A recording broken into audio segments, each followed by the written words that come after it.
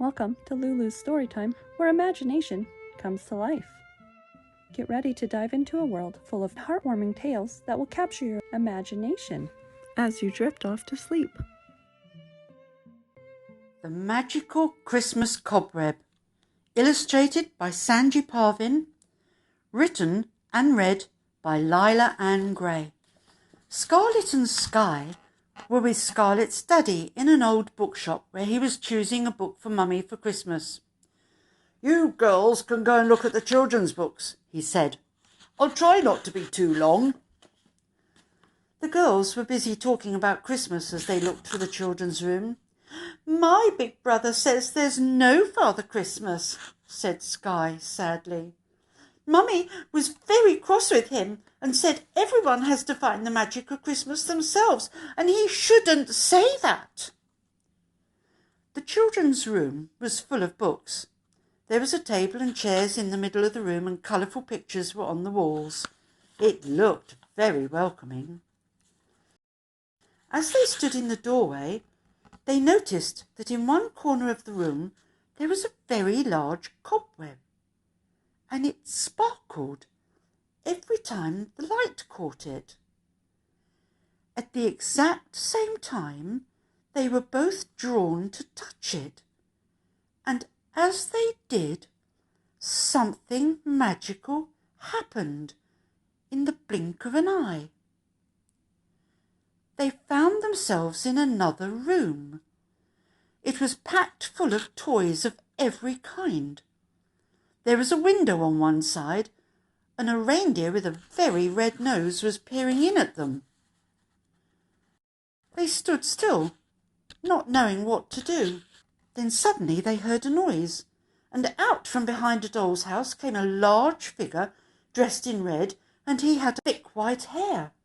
He was busy eating, and he had crumbs sticking in that white beard of his. He didn't seem at all surprised to see the children as he squeezed out of his hiding place. "Oh, so my dears," he said, "one of you needs the magic of Christmas, I believe. You've come to the right place, but at the moment I'm hiding from Mother Christmas and the elves." "Why are you hiding, Father Christmas?" asked Scarlet. "Oh, well, Mother Christmas thinks I'm eating too much and will be too heavy to deliver presents," he answered. "Oh, the elves just want all the mince pies for themselves. But you can both have one." And he offered them a bulging bag of pies. The girls politely took one each and thanked him. Just as they were enjoying their first bite, there was a commotion outside the door. "Quick, hide!" hissed Father Christmas. "They mustn't find me." All three scurried away.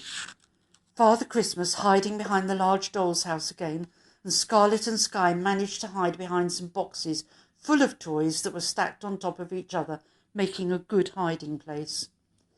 They had hidden just in time, as three elves had opened the door and stood in the doorway. "Well, it doesn't look like he's here," said one elf. "Well, this is very naughty," tutted another. "He should be in the big hall looking through the book," sighed the third elf. They went out and shut the door with an annoyed bang. Father Christmas and the girls came out of their hiding places. "What big book are you supposed to be looking at?" asked Scarlet curiously. It's the book where all the good children's names are written down," replied Father Christmas. "Oh, what happens if you've been very naughty all year? Does your name go in the book as well?" asked Sky rather anxiously. She was sure she hadn't been too naughty all year, and she always said sorry if she had done something wrong. Only good children's names go in the book, my dear, written in gold letters," explained Father Christmas. "But of course, if they have been naughty, and they are really sorry, and have learned from their mistakes, then sometimes their names will appear in my book in silver writing, I will then know that they have really tried hard." Then, just as Father Christmas put his hand in the bag for another mince pie, footsteps could be heard approaching the door. "Oh, oh, quick, hide!" whispered Father Christmas, and the three hurried back to their hiding places. As the door opened, a large lady appeared wearing a beautiful long red dress, and although she had a jolly face, she seemed to be rather upset. "Oh, my word, Father Christmas," she sighed. "Wherever are you? Everyone is so busy, and you're nowhere to be found. I love you dearly, but you really are naughty for disappearing." She closed the door quietly behind her with a deep sigh. Out popped Father Christmas, brushing himself free from all the crumbs. "Oh, I suppose I must go and say I'm sorry for disappearing. You better come with me, and we'll look to see if your names are in the book." Well, the children were delighted to follow Father Christmas. What an adventure this was turning out to be! After he had apologised to Mother Christmas and introduced the girls, they followed him to a huge room. In the middle was a table that held a very large book. Father Christmas beckoned them over, and he very carefully opened the book. The page immediately fell open on the letter S. Scarlet thought, "This is the real magic of Christmas. I do hope Skye realises that." They waited very patiently at the side of Father Christmas, watching as his finger traced name after name. All the very good children's names were written in gold, and those who had really tried hard after making mistakes, their names were written in silver. The naughty children's names were not in the book. But Father Christmas knew who they were. "Aha!" he said, pointing to a name. It was Scarlet's. Just by touching the name, Father Christmas knew all about her and even where she lived. He turned round, bent down, and looked her straight in the eyes. "You have the magic of Christmas in your heart, Scarlet," he said.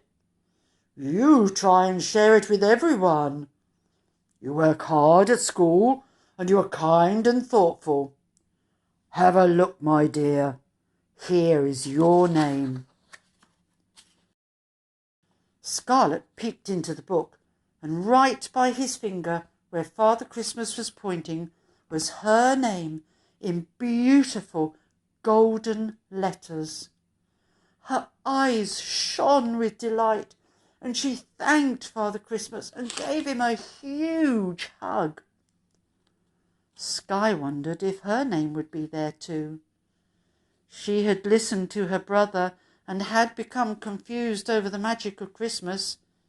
She was really worried her name would not be included in the book. Father Christmas ran his finger for a second time along the many children's names that were in the book. "Aha!" he said again. "Here you are, Skye. Here is your name." It was written in beautiful silver letters.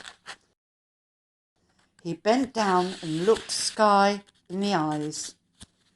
"You can be easily led, my dear," he said. "You need to question things for yourself and then make up your own mind.